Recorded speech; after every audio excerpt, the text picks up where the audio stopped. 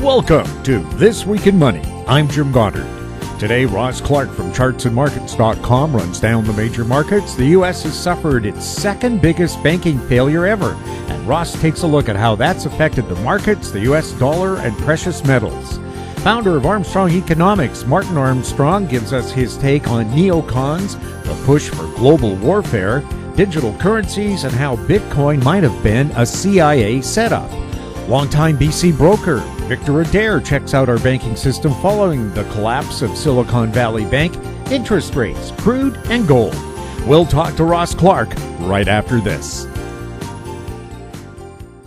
Recyclico, making lithium-ion last forever. Recyclico's patented recycling process achieves up to 100% recovery of battery metals from lithium-ion batteries for electric vehicles, including cobalt, lithium, nickel, manganese, and aluminum. Recyclico Battery Materials Incorporated trades on the TSX Venture AMY, on the OTCQB AMYZF, and Frankfurt ID4. For more information, visit recyclico.com or phone us at 778-574-4444. Recyclico, making lithium-ion last forever. Welcome to This Week in Money, the source for market opinions. Here is Jim Goddard. My guest is Ross Clark from ChartsandMarkets.com, where you'll find insightful market commentary and timely technical analysis. You can find him on Twitter at Charts by Ross. Welcome back to This Week in Money. Always a pleasure, Jim. Ross, we are looking at a momentous event in the U.S. banking business. The Silicon Valley Bank has filed for bankruptcy, I guess, or insolvency. I guess they're the same thing. But how big a deal is this? No one has heard of SVP or B, and yet VB, yes. Get your letters in a row right here. And yeah, it was today was the first day that I had heard the name. I guess to be up on top of things, I would have heard it yesterday. But no, if you're a startup in the California, in particular, I guess Silicon Valley, you're well aware of this name. Looks as though they've done a lot of financing of the startups, but as we've seen, between COVID and the amount of money that's out there, the number of firms that are cutting back on employees, the strain is appearing at that end of the banking markets. And you take a look at some of the big names. The money central banks in New York, and they're trending down, but not nearly as bad as what we see on things like SVB. Interestingly, we had not that this is all with hindsight, but looking back at the end of 2021, when markets were starting to roll, SVB was up over $600. The stock price, and it gave some weekly and daily exhaustion signals for us. It just way ahead of itself, and then rolled over. And on the way down, there have been three decent rallies of 10 to 20%. Actually, I guess one of them was bigger than that. It was from $200 to $350, and those three rallies all gave good overbought signals at the top of their moves. And, even 3 days ago, the stock was at 270, and now it's under 100. So, for the small fry, it doesn't really matter if you've got less than 250,000 in the bank, and I think most of us do an individual bank. We like have it spread around in other items, such as equity markets or bonds, or but to have cash sitting in a bank and working, 250,000 is the magic number in the States for protection. In Canada, that number is just a fraction of that. It's 100 from CDIC in terms of protection up here. And, it's a shame the government hasn't used some inflation-adjusted numbers to increase that, like they do with most other things that we pay into the Sure. MPs are getting a 10% pay raise. Who else in Canada is getting a 10% pay raise? They've done such a terrific job, haven't they? Yeah, that's right. And now, is that for just 1 year, or is that going to? No, their pay is adjusted to inflation at some pro-ad rate, and of course a large portion of their salary, no doubt, is tax-free. Well, my gasoline is now inflation adjusted. Well, isn't that fine? Yes. But, and our alcohol.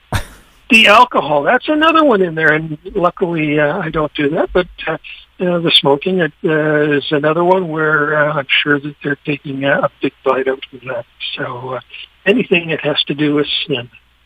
In terms of banking failures, just how big is this Silicon Valley Bank failure when it's looked at in comparison to other U.S. failures? Put in perspective, it's the second largest. So it's we had some small ones over the last few years back in '08, but nothing compares with this one.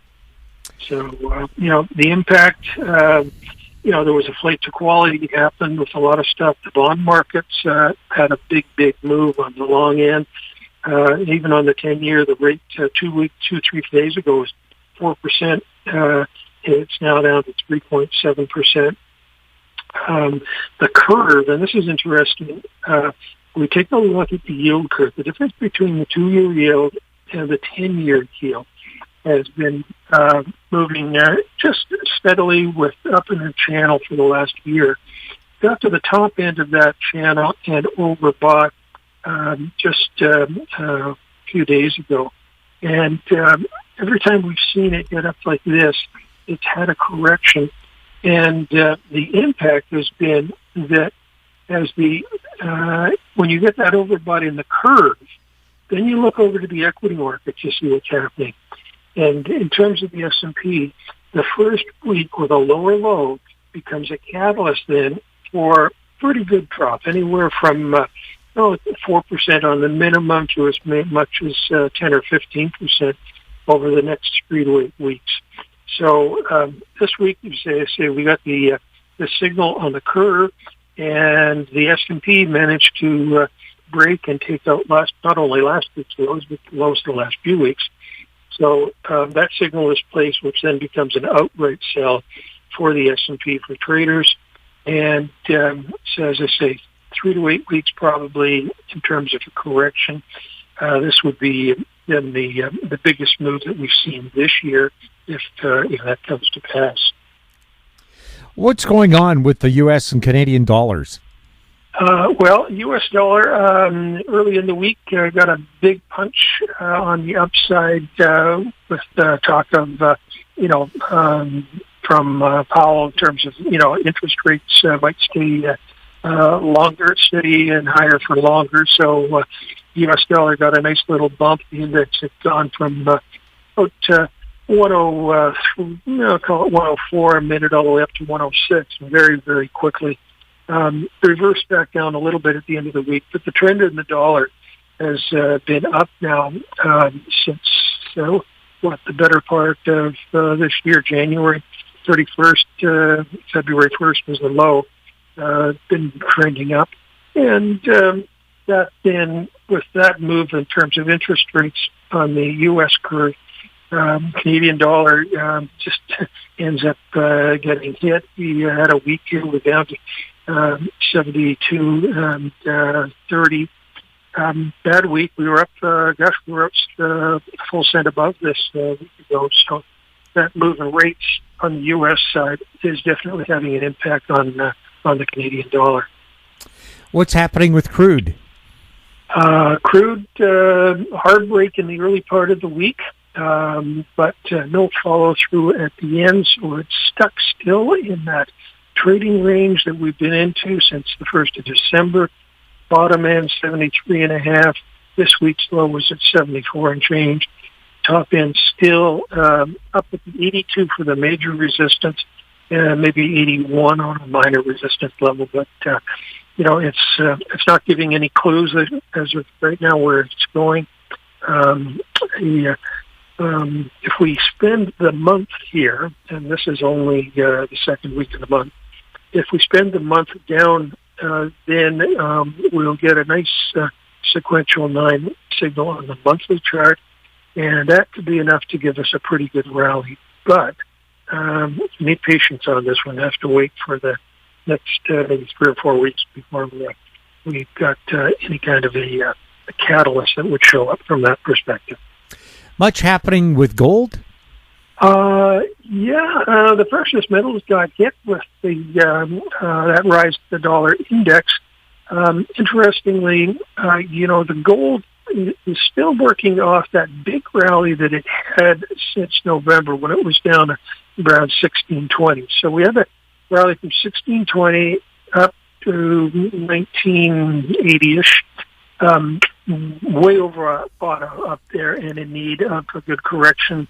We had money flow indicators were all showing negatives, and so we needed a decent correction. And as of 10 days ago, when we got down to 1820, let's call it, on the futures contract, that was a good correction in terms of the percentage move, or the percentage move off the top. We had a nice sequential buy signal down in there, and we got the first bounce off the low into the middle and the end of last week. This week, with the dollar index getting that rally, gold went back, retested the low. So you've got a double bottom here at this 1820-ish area, we'll call it. And that's very, very typical in terms of what the unwinding of that whole move off the October low usually sees. This type of a consolidation probably go up and make it back up towards the 1900 level. That would be a 50% correction from the high that we saw this year. I think it'll have a lot of resistance up there, and then this consolidation phase that I think will evolve, and we're in the early parts of that, probably results in us taking out this 1820 low. But, that's maybe a month or two down the road. For now, good looking double bottom, enough to give it a decent rally. As I say, probably 1900 is a pretty good target. And that's enough for most traders to make some money out of it. Ross, thank you so much for the update. Good to be with you, Jim. We've been speaking with Ross Clark from chartsandmarkets.com. Find him on Twitter at ChartsByRoss. Coming up, Martin Armstrong, next on This Week in Money. Always consult your investment professional before making any investment decision. Don't miss out. Stay informed. Receive the HowStreet.com weekly recap with thought-provoking podcasts, radio, and articles delivered to your inbox. Sign up for the HowStreet.com weekly recap on our homepage at HowStreet.com. This Week in Money is archived online at talkdigitalnetwork.com. My guest is Martin Armstrong, founder of Armstrong Economics, available online at Armstrongeconomics.com. He's speaking to us from Florida. Marty, welcome back to This Week in Money. Oh, well, thank you for inviting me again. You have a new report out called The Rise of the Neocons. Can you tell us about it, and where can people get a copy of that report? Well, it's available on our site. I think it's like $9.95 or something. Oh, but I decided to do it because we have to understand what's really going on here. And the neocons have been around for a while. All right, I mean, they were even against Reagan meeting with Gorbachev. wow. They're on both sides of the aisle, all right? They have this, they're almost a uniparty, really. And they're not really the deep state, okay? These are people that are solely interested in endless wars. Their main focus is regime change. Wow, well, we know how messy that can be. They've been at it for a long time. I mean, they went after, Saddam Hussein, and their theories are really weird. They think, oh, well, he's a dictator, and if we remove him, the people will cheer, and we'll get a ticker tape parade. And it has never happened once, and yet they're trying to do it again with Putin. How dangerous is that? It's very dangerous. I mean, can you imagine if basically, Russia decided to interfere and say, okay, fine, we want regime change in Canada, we don't like Trudeau. let's put somebody else in. I mean, you don't, mess with other people's, countries like that. But these people have been doing it for a long time. I mean, a lot of people have heard of CIA assassinations of heads of state. That's part of it. It's always this idea that if they remove the head of state and create some sort of regime change, then they can manipulate the country back to the way they want it. Are the neocons involved in the depopulation agenda? I don't think so. That doesn't seem to be really their forte. But if what they're doing, aids it, that is just maybe a plus for other people.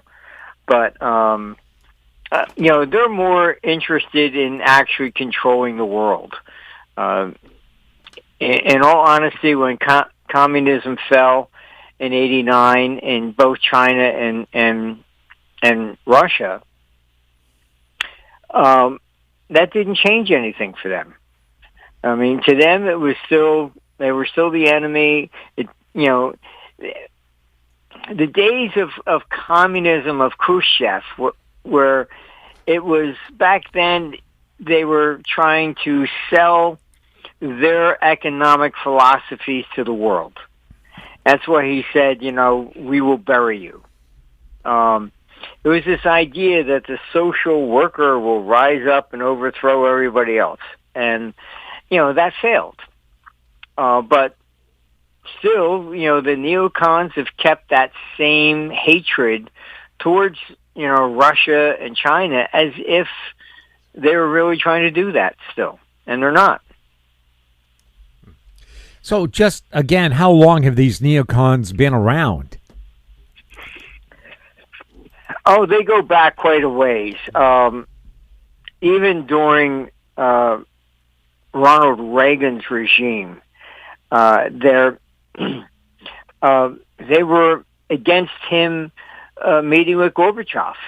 Oh, you can't trust the Russians, and they were vehemently against it, and he refused to listen to them. When, Glasnost and all that, oh, it's a trick. It was, everything's a trick. They don't trust the Russians.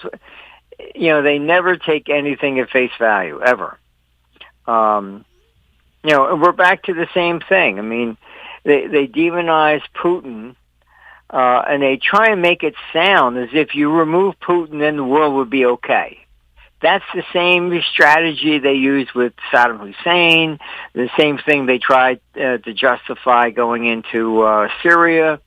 It's always the same, theory. And, I mean, I can tell you, because I was involved when they were trying to do it back then. I mean, in 1999, they were effectively behind the bankers trying to blackmail Yeltsin and to stick in their guy, who was Barasnovsky. And Yeltsin was being attacked by the neocons and bankers on one side, and on the other side, the communists, the old hardline communists, had filed an impeachment motion trying to take Russia back. And that's why he turned to Putin. Putin, all this nonsense, oh, he's KGB. Yeah, when he was a teenager, okay? As soon as 1991 came and Russia fell, he quit. All right? He was never a high-ranking, KGB person or something like that.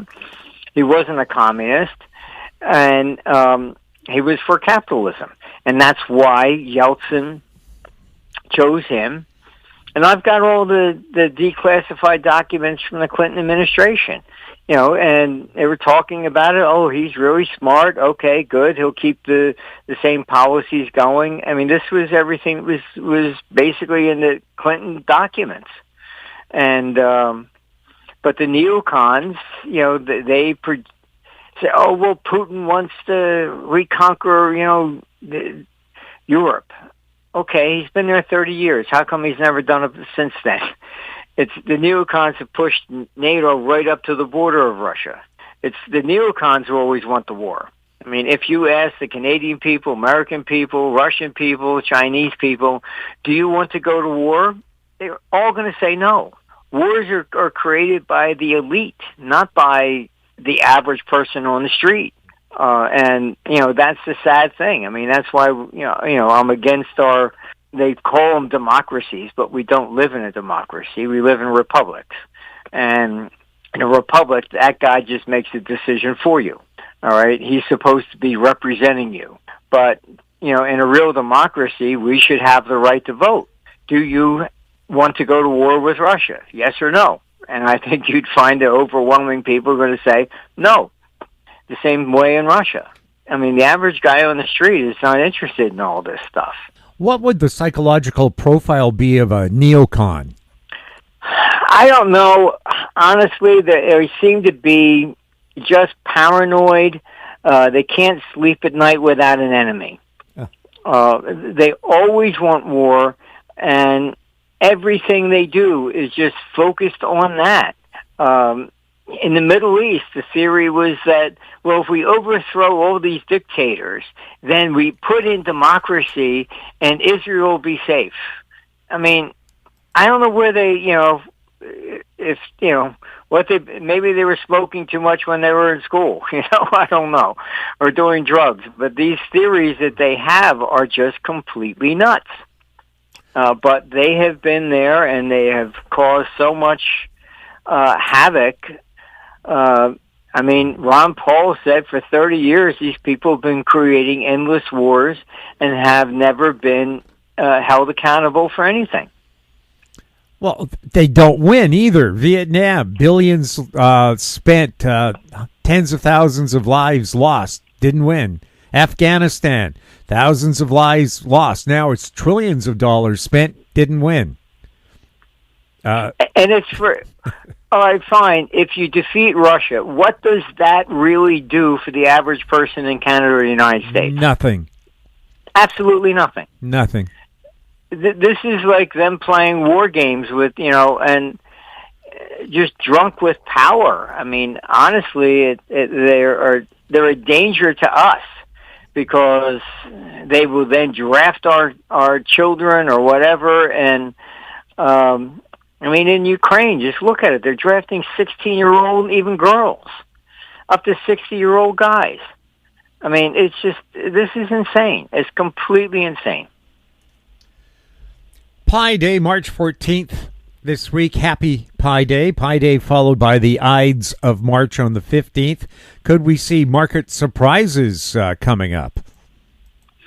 Well, we're entering this period between now going into about the end of April, where, in all honesty, I had put out about 4 months ago and said that Ukraine had lost 100,000 people, and I was getting emails, oh, this is Russian propaganda. Well, I said, I'm sorry, but my information comes directly from Ukraine, right? And then the head of the EU was doing a speech, and she said the same thing, and Zelensky made her take it out because they don't want to show how much, Ukraine has been devastated.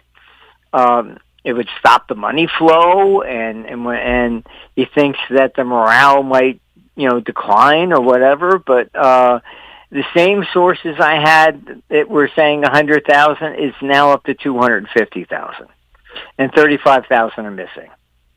I mean, this is why he was on TV just, a couple of weeks ago. America's going to have to send their boys and girls to fight here. No. This is what he said, publicly. We should be drafting our people and sending them there to fight his war.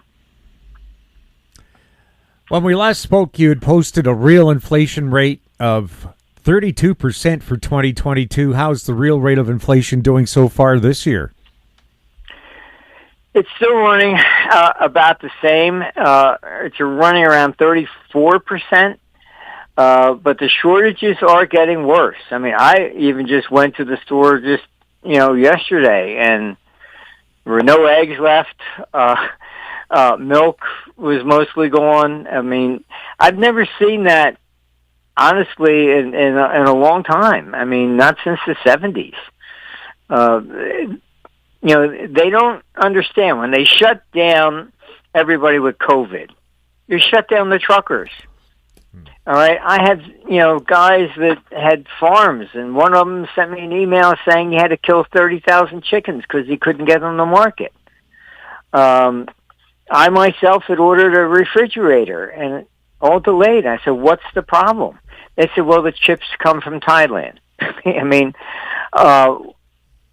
whoever came up with this idea of locking everybody down for COVID was they should be, tarred and feathered, really. I mean, nobody with any common sense would do that.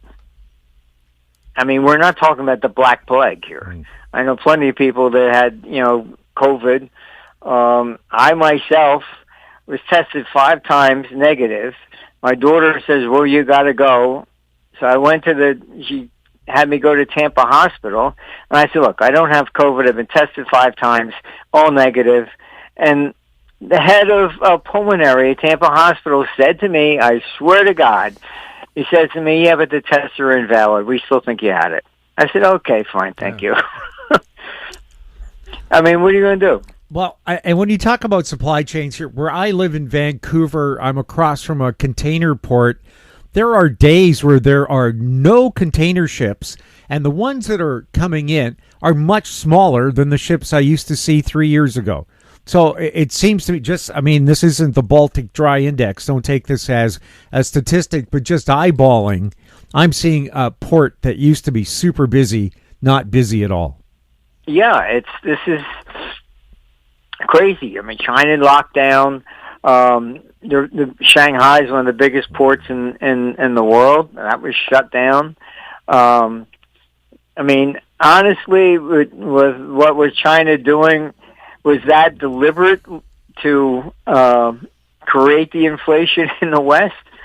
I mean, it seems to be something, quite interesting. But, I mean, COVID is like any other type of flu or whatever. It's going to spread, period. I mean, I remember when I was in high school, I asked, how come we cannot create a vaccine to stop the common cold? And they said, because these viruses are also coexist in animals. So you'll never be able to cure it. And I was told that in high school, health class. Well, with the theory, it might have been released from a lab in China. Don't forget, at the time COVID, quote, was discovered, that's when they were having those massive pro-democracy riots in Hong Kong. There were riots in China about financial problems. What better way to get people to stop rioting than to tell them there's a virus out there that's deadly, not real deadly, but deadly to a certain extent, enough that you'll stay home. What a perfect riot cure. Yeah, no, I mean, COVID, I think, was exaggerated. I mean, yes, some people died the same way as they also died when they get the flu. I mean, my mother was in her 90s, and doctors always said the same thing. They said, they usually go during the flu season, because the older you get, you can't necessarily handle the congestion. But that's no different from COVID. Was no different from the flu or anything else. I mean, any respiratory type, thing will affect some people, and then others it won't. Do interest rates look like they're heading higher into 2024, and just how high could they go? As you know, I've spoken. I've been an advisor to numerous central banks, and what is curious here, I can tell you, interest rates are going higher into next year. And if you look at it, when did the Fed start to raise rates? It was March of 22, a couple weeks after the Ukrainian war began. The biggest inflationary aspect, historically, is always war. Why is Powell, when he's testifying, he never mentions that? But effectively, because politically he cannot criticize the government publicly. So he's basically just talking about inflation prices, and employment, and people just look at those two things. But as long as you look at all the money that's being poured into Ukraine, Biden has already given them twice the annual budget of Germany. He's publicly admitted he's paying all the salaries of the Ukrainian people and their pensions. Do stock markets tend to top with interest rates? No, not really. They peak when you find out that the expectations of the future, all right, no longer match the price. All right, we've done studies on this, and the stock market has never peaked with the same level of interest rates. If you think it's going to go up 20% next year, you'll pay 10. If you don't think it's going to go up 5%, you're not going to pay 5. It's really the difference between expectations. And we probably have another year before the interest rates are going to decline, and that has to do mainly with war and all this money that's just being squandered on the same thing. I mean, Vietnam created a tremendous wave of inflation. By the time it was over, a Cadillac went from $3,000 to $6,000. So we have to understand it's really war that is driving the interest rates, and just the central banks cannot come out and speak, honestly to the public. And I mean, as you know, I was called in by Beijing, and I met with the central bank there after the 97 Asian currency crisis. And I had said, look, the capital flow shifted, and all the money was heading back to Europe to get in for the euro, which was starting in 98. And so I went over there and met with them, and they said, you're doing a really great job. You're correct. We agree. The capital flows have shifted. I said, well, why don't you come out and basically, chime in on this? And they said, oh, we can't come out and criticize another central bank. So China already figured that out, and that was 1997. Is the inverted yield curve in the bond market a concern? Apparently it's had its biggest gap since 1981 when we had super high inflation. Well, also what's happening here is that you had interest rates at artificially low levels for so long. Particularly in Europe, they took them negative in 2014. So the London bond crisis that took place was because now interest rates are rising. And if you're going to buy a 20 or 30-year bond, every quarter point increase, you have to multiply that out for 30 years. All right? The institutions were losing way too much money. So they've been not buying the long term, and they've been moving into the short term. And it's far more liquid. Janet Yellen even came out and said, well, maybe the Treasury should be buying in the long term and swapping it for the short, because there's no liquidity in the 20 or 30 year anymore. This week, the Bank of Canada did not raise the bank rate. Could this be a mistake by the bank? Well, the problem you have with these rising rates is that the small banks are the ones that usually get hit. And where they get hit are more like the areas where the economy is probably the worst. All right, so like the Silicon Valley bank that just got taken over. You have a lot of tech layoffs. You had a lot of people bought mortgages there and, fancy houses, and then lost their jobs. All right, so the bank there all of a sudden is sitting looking at a lot of mortgages that aren't performing, and they end up going down. So I would be more concerned about banks in areas where the real estate has really tumbled, because the smaller banks are not as sophisticated as the larger banks, and a little bit more diversified than just the mortgages.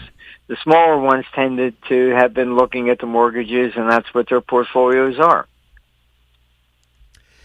What does Socrates see ahead for crude oil, and maybe explain what Socrates is? Well, Socrates is basically the only fully functioning AI system. It's monitoring the entire world, all the markets. I mean, you can subscribe to it on our another site, Ask Socrates. But effectively, it's writing over 1,000 forecasting reports on every instrument around the world, all by itself. I mean, there's no human interaction in it, so there's not biased or something like that. I mean, it looks as though we're heading up longer term. I think a lot of this short-term aspect, particularly like in natural gas, etc., they were looking basically for initial lows here, and the whole climate change agenda is kind of again, I mean, wishful thinking. I mean, the people that we have running in governments, they have no real experience in any of this stuff, and they just take a theme. Oh, that sounds good. Yeah, we have to do that, and they just rush. I mean, one of the power companies here in the United States wrote to the White House and saying, "You're shutting down, coal and gas faster than you're going to have any alternative to replace it." But these politicians come up with their ideas and they say, "I have to do that. Okay, I'm going to end fossil fuels." And even the former head of Greenpeace came out and against AOC and said, "How you expect to get the food into New York City? Horse and buggy?" Yeah, I don't see a lot of solar-powered tractors out there either. No, I mean, you have to understand that these, most of these theories that people have put out are just theories. That's it. There's no, confirmed research or anything else. And then, like you look in Germany, they're having to start up coal, and you have the people saying, "Oh, well, nuclear is dangerous." So they after Japan, Merkel banned nuclear power in Germany. And then you put up all these windmills and they froze, and solar panels, very nice, but they don't work when you have 3 feet of snow on top of them. Yeah, I have solar-powered gadgets on my balcony, and it faces south. So on a sunny day, it's great. On a cloudy, rainy day, and we get a lot of those in Vancouver, 1 or 2 lights pop on for a few minutes. So how do you store up that energy on a nice day? Yeah, you really can't. I mean, I bought a BMW. It's a hybrid, and it's great. I've never even had to plug it in because when you drive it, it has gas and electric. The wheels generate the electricity, restore the batteries, and you can drive on electric. And then when you need it, you switch back the other side. That's practical. My neighbor, bought a Tesla, and I joke with him. I said, "Well, if there's ever a hurricane here in Florida," I said, "I can maybe fit your wife and your kid in my car, but I said I'm going to have to tie you to the roof." And because how far are they going to get in a Tesla? Although I guess you could, in theory, use the car battery to power your house for a day or two. I don't know if they're that powerful. But it's just, we have to be realistic here. I mean, Well, look at how long it took us to phase out horses. I mean, even by the time of the Second World War, most of the German artillery and supplies were still pulled by horses. And that's, they're famous for blitzkrieg and motorized warfare. But behind the trucks and tanks were a lot of horses. So it takes a long time to phase yourself from one particular mode of transportation to another. Yeah, and look, you can read Cicero from ancient Rome talking about the pollution because people were burning wood. Yeah. The first Clean Air Act was 561 AD. Excellent. installed by the Emperor Justinian. I mean, we've been dealing with these issues for thousands and thousands of years. Could gold and silver no longer be inflation hedges, and were they ever inflation hedges? Not really. They're not really inflation hedges, as that's been often misconstrued by just people trying to sell them. If you look at it, the gold rallied from 100 in 1976 to 400 in December 79. And then it went from 400 to 875 in 6 weeks because Russia invaded Afghanistan. Then the inflation continued, the national debts exploded, and gold went down for 19 years. It has more to do with the confidence in government. When you suspect that the government may not survive, you want an alternative. That's why, China has been buying gold. It's not that they're bullish on gold, but the only alternative is the dollar. Now, how can you hold a dollar, and if the United States and China are going to go to war?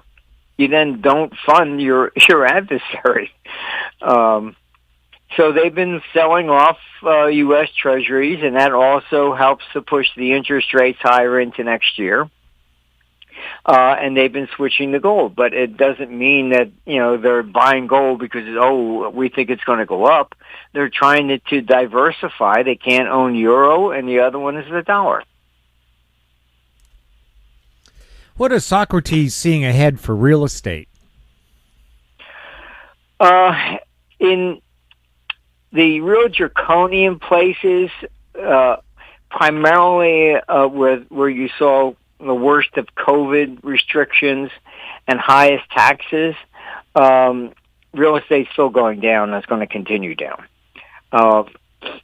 I'm here in Florida. I still get at least one call a week, if not three, and saying, gee, you want to sell your house? I said, where am I going to go? California or Chicago, where everybody else is leaving. So you have houses that are still selling at asking price or a little bit higher here in Florida, and the same thing in Texas. But they're down dramatically in New York City, California, Chicago. I mean, you got 13.5% income tax in California. Florida has 0. Is the crypto space likely to implode as central bank digital currencies are introduced? Eventually, yes. I still think that the whole Bitcoin thing was created by the CIA, and it was to get everybody interested in crypto and thinking it was viable. Because honestly, if the government did it first, people would have suspected. It came from private sector. Oh, okay. Hedge against the central bank. That sounds good. I mean, that's absurd. But you basically, I think you're going to see the cryptocurrency. They're going to end up, usurping everything, and you'll be converted into the governments. This whole agenda is really about taxation. I mean, I've been listening to this for 30 years.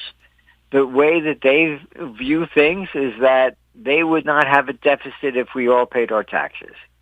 And I've said, you're absurd, because whatever you get, you're still going to spend more. But they never, there are no mirrors in government. They never look at themselves. It's always we are the evil people that have to be controlled. Biden is proposing significant tax hikes. Is this so more people will own nothing and be happy? Well, basically, I think, again, they just propose all these taxes, and he's going after the 400,000 people. All right, that's usually a lot of small businesses. Had been hammered with COVID. They're suffering with higher interest rates. and now he wants to add more taxes. You're only going to see smaller businesses, closing more often than not. Companies with less than 20 people are the ones that are being hit the hardest. Is Ukraine the money laundering capital of the world? Oh, that's an understatement. If you just look at the Pandora documents that have been revealed, Ukraine has the number one of all corrupt politicians with offshore accounts, 38. Even Russia only comes to 15. I mean, nobody comes even close to Ukraine. Ukraine is just, historically, it's the most corrupt government ever.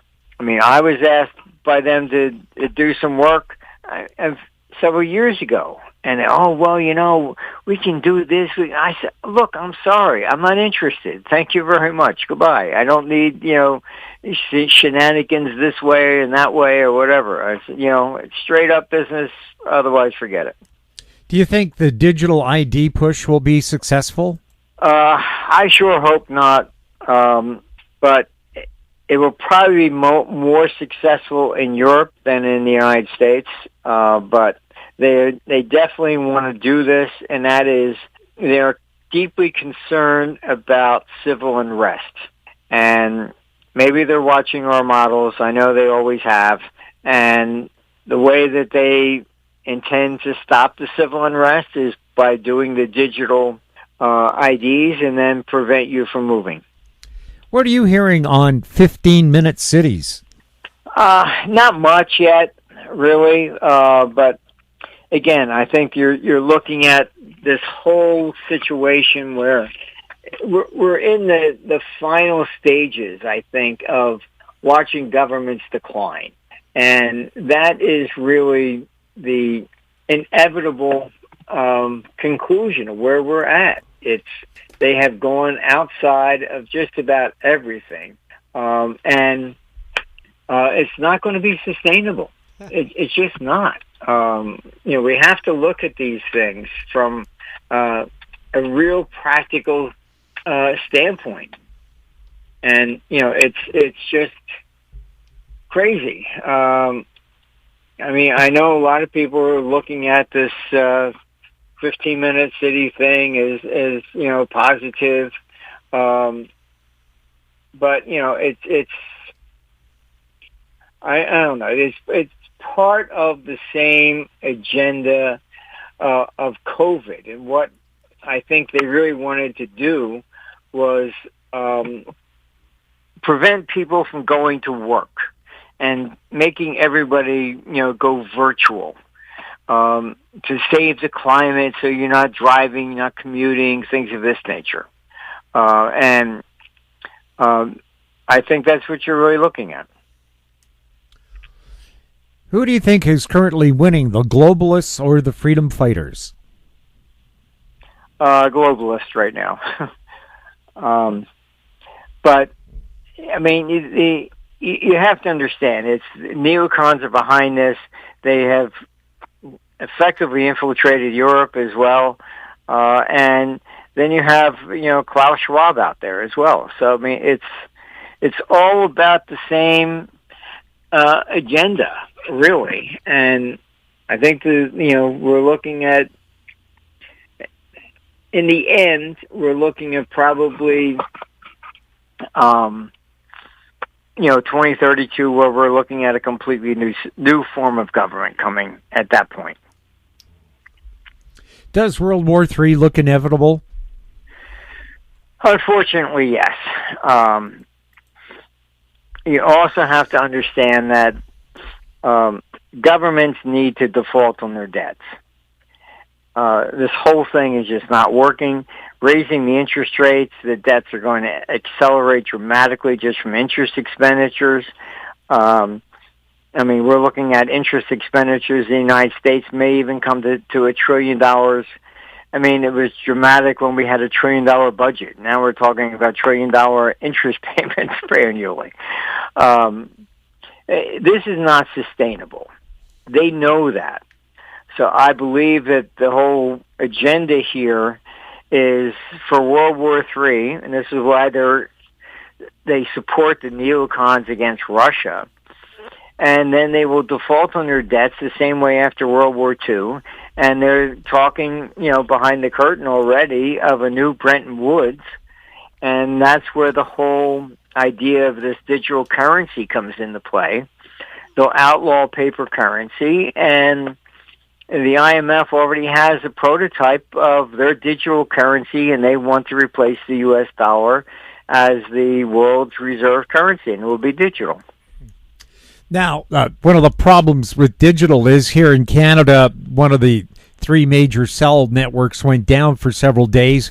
People couldn't do any transactions, couldn't get money out of the bank, they couldn't buy food, they couldn't gas up their car. Is that one of the dangers if you go all digital? All it takes is one solar flare or one hack, and all of a sudden nobody has any money. Absolutely. I mean, in war, the first thing you would do, like we went into Iraq, the first thing you do is take down the power grid. Then you take out the water supply. All right, that disrupts the entire country. They can't even communicate.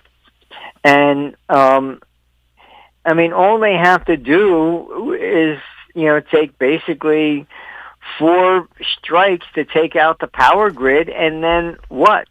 What's going to happen? You can't buy food. You can't do anything. If everything's electronic, you're dead in the water. Mm-hmm. I mean, I find it as highly dangerous. It's crazy to look at going to digital currency and everything like that. It's just nuts. Well, I've always been told to keep at least $200 in cash tucked away in the house in case the power goes out. Here in Vancouver, we're susceptible to earthquakes. We've had major snowstorms that take out the power supply. We've had major flooding where the city was cut off from any land route. So having some real money, some cash tucked away may save your life. Yes, it's absolutely vital. Same thing down in here in Florida. I mean, yeah. You get a hurricane that takes down the power, and the bank is out.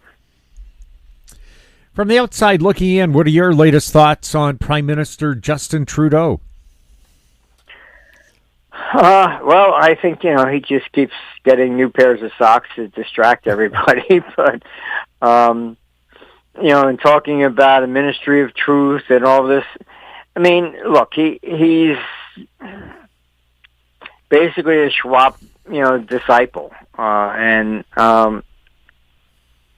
he's not competent really to run a country, in all honesty. Neither is Biden, and neither was the Prime Minister of New Zealand. I mean, it seems as though we have, honestly, in my 40 years of dealing with governments, this is the worst crop of world leaders I have ever seen in my entire life. Just totally incompetent. All they're picked for is that, they smile nice and they can read the cue cards. With significant and growing awareness, how are Klaus Schwab and his World Economic Forum and global leaders still in business? Mainly because Schwab is on the opposite side of the table from me. The two of us have been probably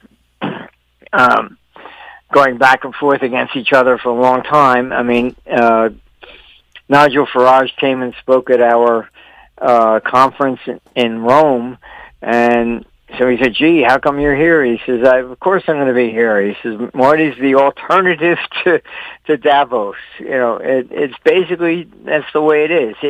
Schwab believes in Marxism. I believe in free markets. We started our World Economic Conference in 1985. Before then, we used to do seminars in all different cities, etc. And the clients themselves said, "Why don't you do one big one? We can all get together." So we did. 85 was our first one. Schwab took that idea and he started World Economic Forum in Davos in 87. Marcus Vetter did the movie on me, The Forecaster. He calls him and has him do the movie on him called The Forum. We've gone back and forth, tit for tat for a very long time, since at least 1985. Are too many people moving to Florida in search of freedom, or is it just lower taxes? No, I think it's both. I think it's the freedom from the regulations and just the real draconian stuff that are up there. I mean, my father was a lawyer, and his former law partner, when I was up in Jersey, he said it as a joke, but it was real. He says, if you die, tell your family to drag your body across the river before they tell anybody. I mean, the taxes are just too bad. They tax you, incredibly throughout life, and then when you die, they want to take 40% or 50% of what you have. Whatever you have is never enough for these people. And I mean, I was there in Vancouver, and one of your politicians actually had the audacity to say that everything you earn is theirs. They decide how much you're allowed to keep. I said, "Oh, that's very nice. Okay." I forget her name, but I mean, that was probably about 20 years ago. But Probably Joy McPhail. Probably Joy McPhail. Perhaps. I don't recall her name. I mean, it was a long time ago, but I was just shocked by that statement. Where can people get your latest report, The Rise of the Neocons? It's available on our site for download. Go to Armstrong.Economics.com, and it's $9.95. And it's you need to understand what's really going on. And the lead neocon in the Biden administration is Victoria Nuland, which people probably have heard her name come up. Well, she's also ex-Ukrainian. Martin, thank you so much for being on This Week in Money. Well, thank you for inviting me, Jim, and take care up there. My guest has been Martin Armstrong, founder of Armstrong Economics, available online at Armstrong.Economics.com. He was speaking to us from Florida. Coming up, Victor Adair, who will be speaking to us from Vancouver Island, next on This Week in Money. Recyclico, making lithium-ion last forever. Recyclico's patented recycling process achieves up to 100% recovery of battery metals from lithium-ion batteries for electric vehicles, including cobalt, lithium, nickel, manganese, and aluminum. Recyclico Battery Materials Incorporated trades on the TSX Venture AMY, on the OTCQB AMYZF, and Frankfurt ID4.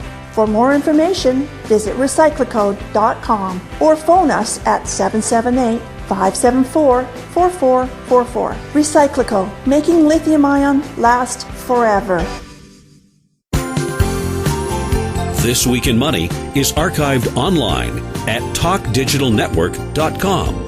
Welcome back. My guest is Victor Adair, recently retired from nearly 50 years of being in the brokerage business in British Columbia, but he's still very active in the markets. He's speaking to us from Vancouver Island. His website, victoradair.ca. Welcome back to This Week in Money. Jim, it's always a pleasure to talk with you. Thank you. Victor, stock markets had a very rough week with Powell discussing higher interest rates, and we had a California bank, the Silicon Valley Bank, getting into trouble. It's actually declared bankruptcy now. What's your take on what's going on out there? Well, I guess, the lead really is the banks, and we have an ETF, one of the big ETFs that tracks a lot of bank shares. And I see it's at a 28-month low at the end of this week. So, yeah, banks got hit pretty hard, particularly, say, smaller regional banks. Canadian banks, not so much, but they've been trending lower as well. But the thing with the banks, I guess, is we could go to a couple of places. The Silicon Bank seemed to be in a kind of a unique position in that being in Silicon Valley, and they're surrounded by people with a lot of money, so their deposit base had just soared like billions and billions and billions of dollars the past few years, and I think they were struggling to find things to do with the money, trying to put it out here and there and so on. The way I look at it, and with the different services that I subscribe to and follow, to give me some assistance on how to understand this. The worries here at the end of the week that we're going to have a bank crisis like we had back in the great financial crisis of, 12, 15 years ago, is unlikely. Overall, banks are in much better shape than they were back then. But, and you knew there was a but coming.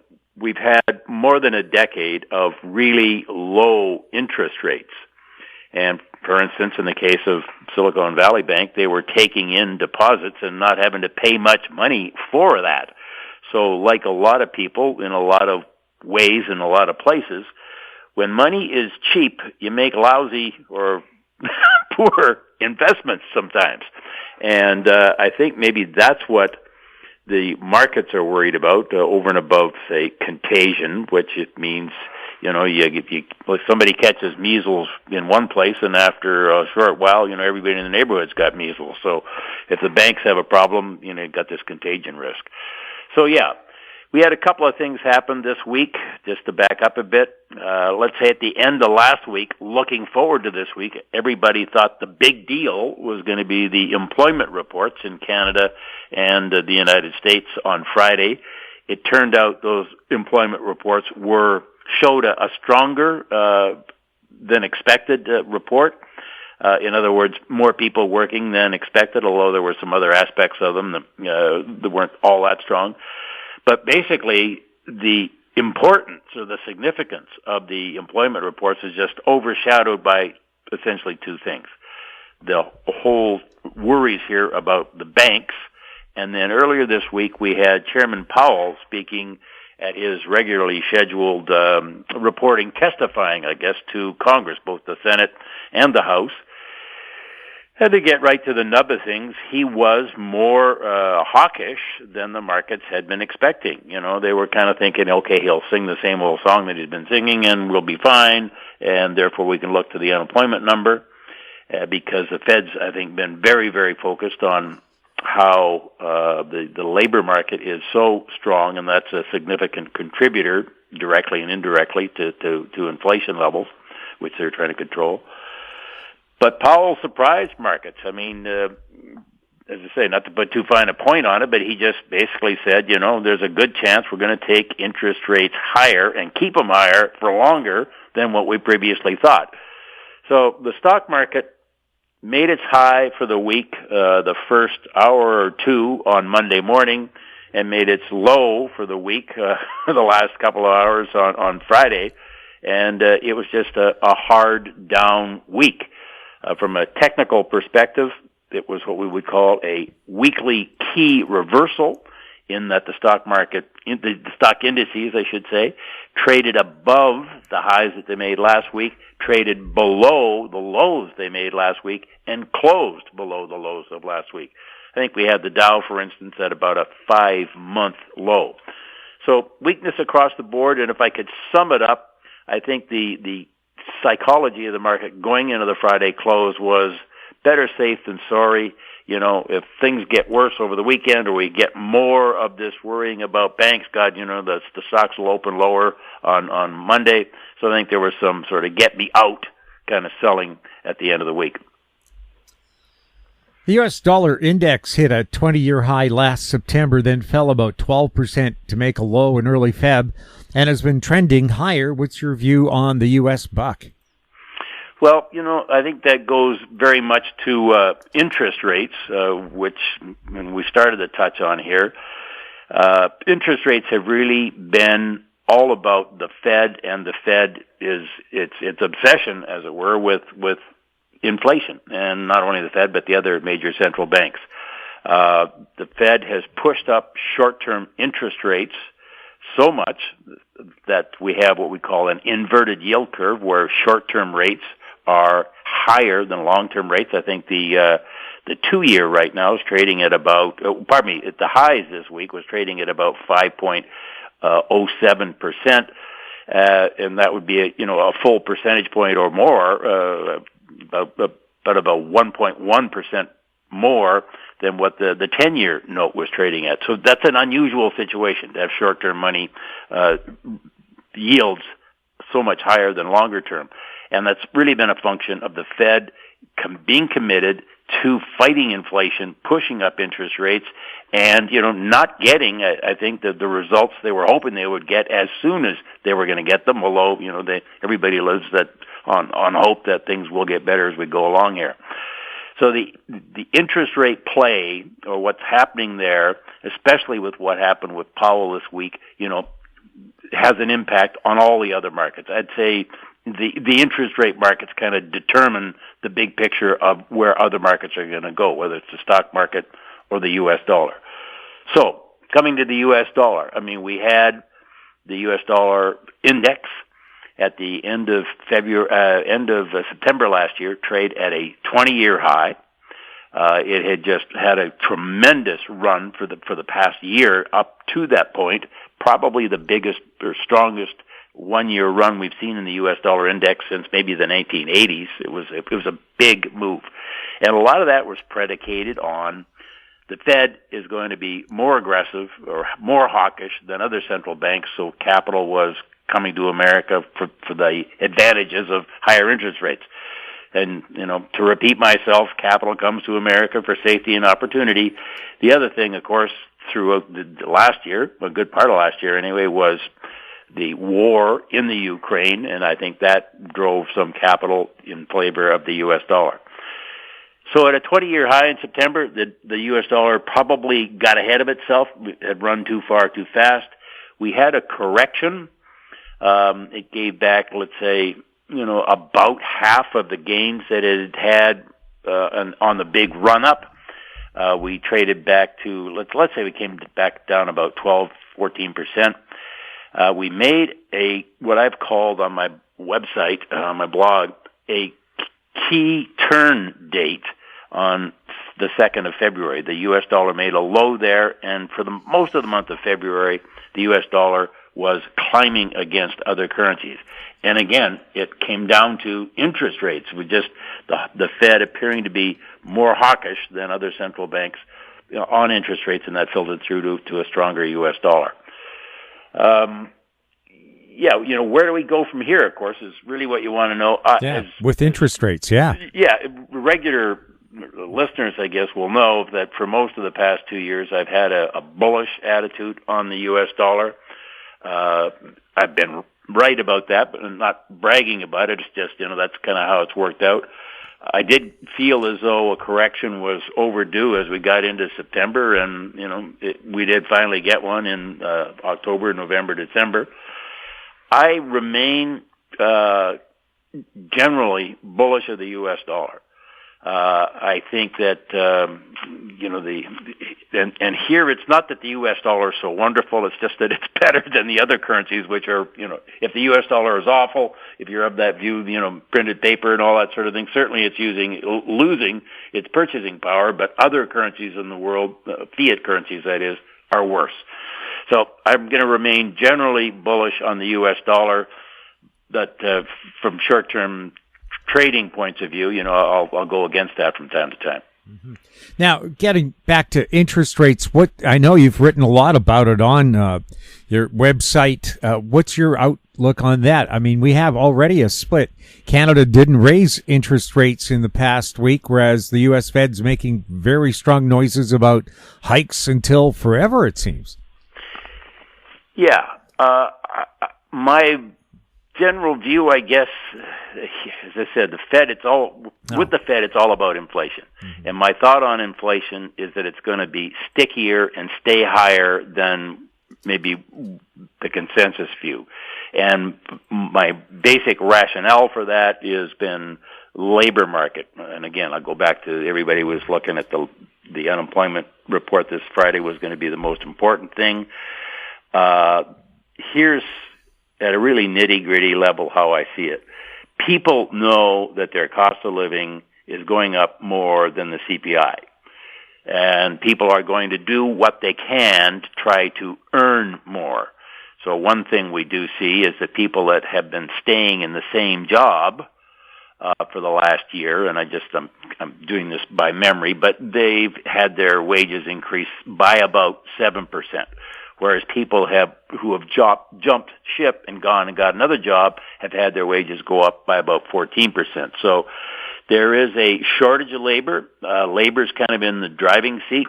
Here last week, we had Delta Airlines sign an agreement with their pilots to give them a 34% raise spread out over the next 4 years. And I think other airlines will do something similar. So I just think that we're going to see inflation stay higher. The key driver on that's going to be, call it employment or lack of workers. Are going to see wage gains go up. We would call that in the old days, a wage price spiral. So if inflation is going to stay up, then I think inflation, the interest rates will also have to stay up as the Fed tries to fight that.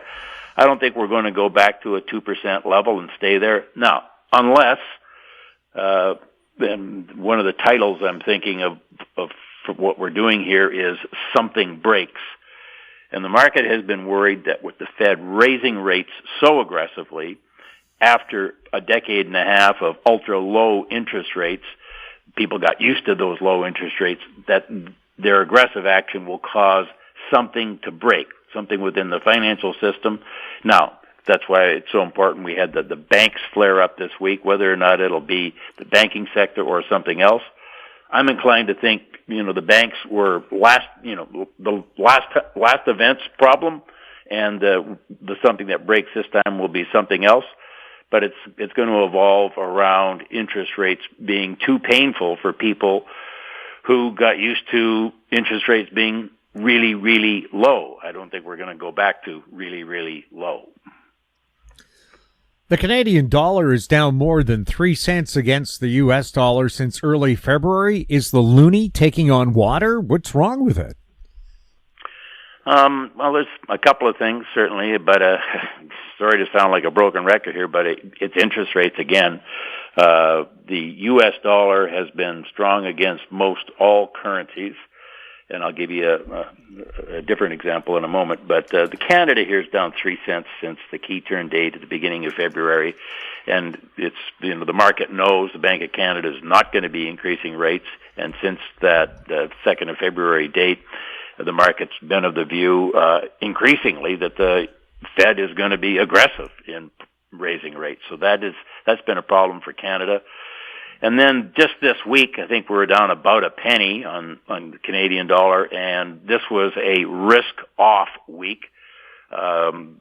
Certainly with Powell being aggressive the way he was, that got the stock market going down, and then the worries about the banking crisis had the stock market falling. And generally, there's a strong correlation between the Canadian dollar and the stock market. So stock market's down, Canadian dollar's down as well. Now, the other example I want to give you is the Mexican peso, and I've been intrigued by the peso, I really have to say. And I wrote a piece about it in my blog last week, pointing out that the peso had hit a 5-year high against the U.S. dollar. And year to date, it's the strongest currency in the world. And kind of intuitively, you think, what the heck? Why would that be? You kind of think of Mexican drug gangs and on. And certainly on the plus side is what we would call friend shoring, where manufacturers are taking their jobs away from China and moving them to other places to maybe avoid being, trapped if things get bad between China and the United States. And one of the places to go is Mexico. So, yeah, maybe Mexican imports are going to continue. Mexican exports are going to continue rising to the United States, and that would be good for the peso. We know there is a huge remittance flow of capital. In other words, there's millions of people of Mexican origin living in the United States who send money home to Mexico every month. As there's also that same sort of thing that happens with the Philippines. But short-term rates in Mexico are 11%, and I think that draws capital. Now, this week, with risk-off happening and the Mexican peso having run so much here, the Mexican peso took a pretty good whack this week. So the sensitivity to interest rates, and particularly the differential interest rates between different countries, just affects all of these markets, and you just can't get away from it. When discussing gold, you always mention its relationship to the U.S. dollar and interest rates. Has that changed? Yeah, I'm sorry, but yeah, no, it hasn't. I mean, this week was just a classic in that regard. I mean, the gold market was virtually a reverse image of the U.S. dollar, and the U.S. dollar being moved around by interest rates. I mean, the U.S. dollar was higher early this week. Gold was down. And then when things started to turn and interest rates, the short-term interest rates actually fell quite sharply Thursday and Friday. Well, the gold market jumped $60 or so from, I guess, Wednesday's lows to the Friday close. So, yeah, the gold market this week was really just the inverse of what was happening in the U.S. dollar market, which was driven by what was happening in the interest rate market.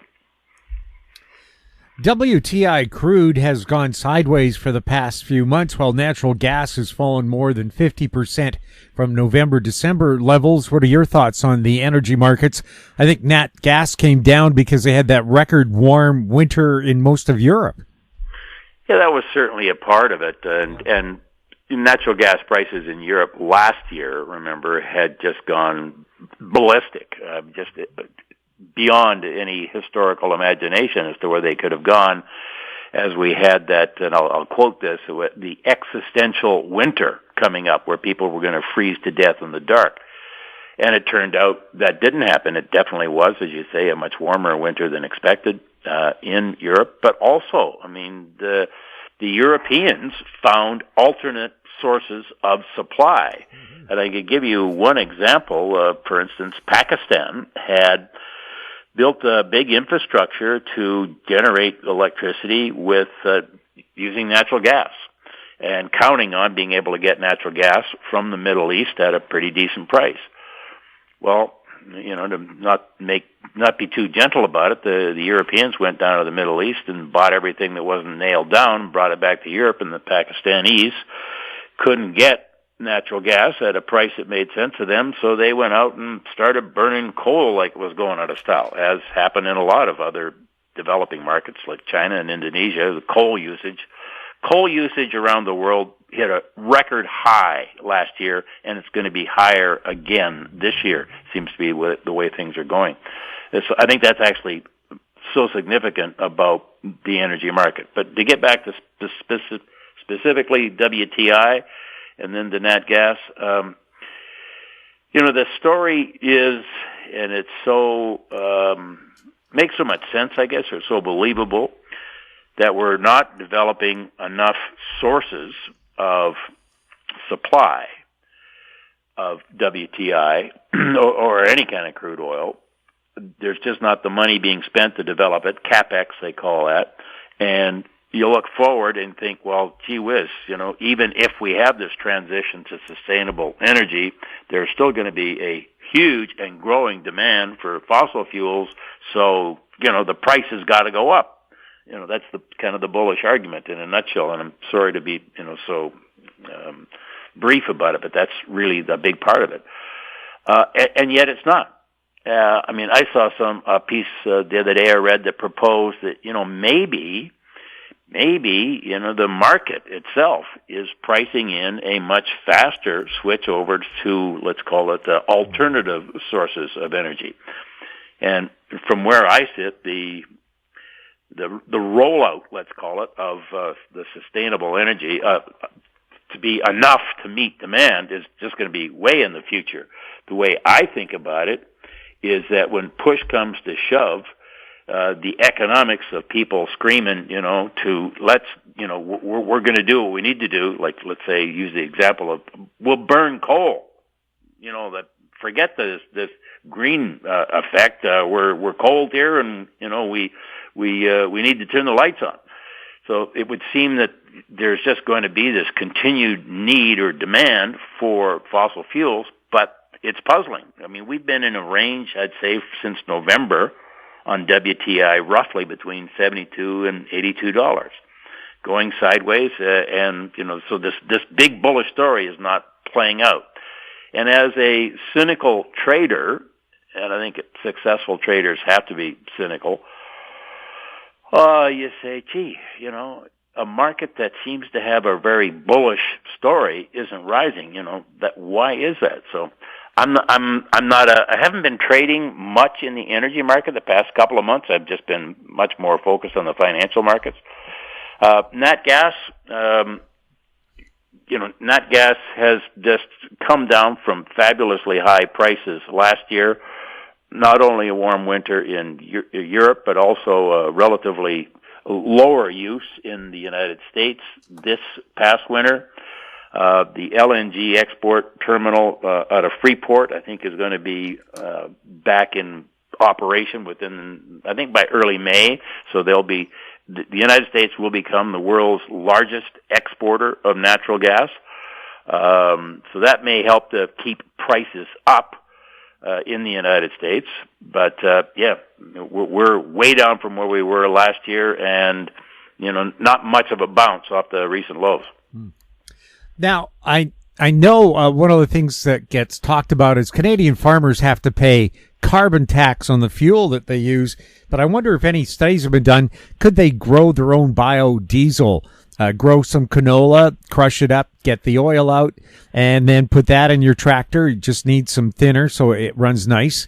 They run cars and some vans on the oil that comes out of restaurants. So why not have farmers be self-sustaining and get out of that continuous Ottawa tax loop? Well, from a historical trading perspective, one of the great sayings is that the best cure for high prices is high prices. And what happens is people do two things. They innovate, do things like what you're talking about, and/or they find substitutions. Like a real classic case of that would be, let's say farmers are used to feeding animals corn, and corn is usually a lot cheaper than wheat. Yeah. But wheat's got more nutrition in it pound for pound.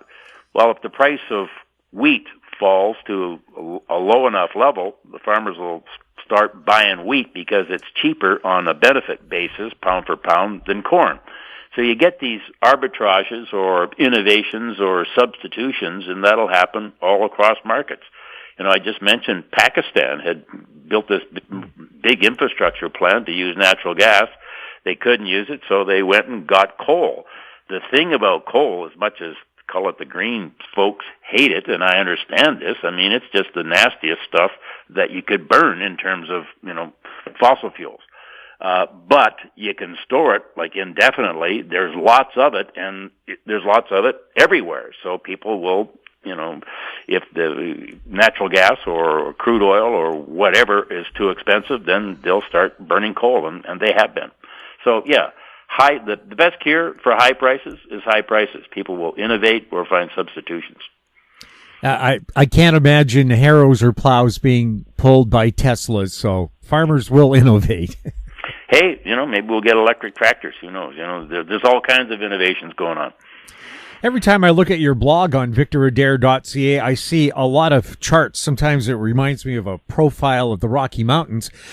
Do you make your trading decisions based on the chart patterns or the story behind the charts? I do both, really.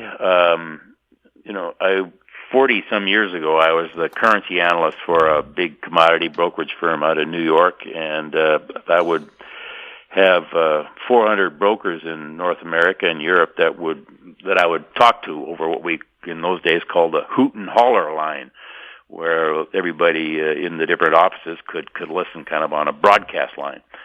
And back in those days, my focus was very much on the news, like why such and such was happening.